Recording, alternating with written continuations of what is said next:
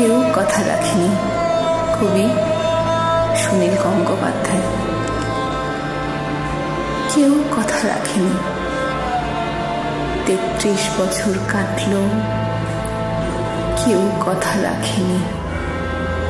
ছেলেবেলায় এক বষ্টমিতার আগমনী গান হঠাৎ থামিয়ে বলেছিল, শুক্লা দ্বাদশীর দিন অন্তরাটুকু শুনিয়ে যাবে। তারপর কত চন্দ্রভোগ অমাবস্যা এসে চলে গেল, কিন্তু সেই বষ্টমী আর এলো না। 25 বছর প্রতীক্ষায় আছে। মামা বাড়ির মাঝে নাদের আলী বলেছিল, বড় ভাও দাদা ঠাকুর, তোমাকে আমি 3 প্রহরের বিল দেখাতে নিয়ে যাব। সেখানে পদ্মফুলের মাথায় সাপ আর ভ্রমর খেলা করে। নাদের আলী, আমি আর কত বড় হব? আমার মাথায় ঘরের ছাদ ফুঁড়ে আকাশ স্পর্শ করলে তারপর তুমি আমায় 3 প্রহরের বিল দেখাবে? একটাও রয়্যাল গুলি কিনতে পারিনি কখনো। লাঠি লজেন্স দেখিয়ে দেখিয়ে চুষেছে লস্কর বাড়ির ছেলেরা। ভিখারির মতন চৌধুরীদের গেটে দাঁড়িয়ে দেখেছি ভেতরের রাস উৎসব।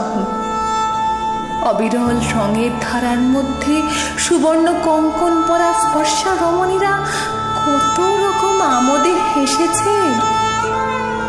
আমার দিকে তারা ফিরেও চায়নি।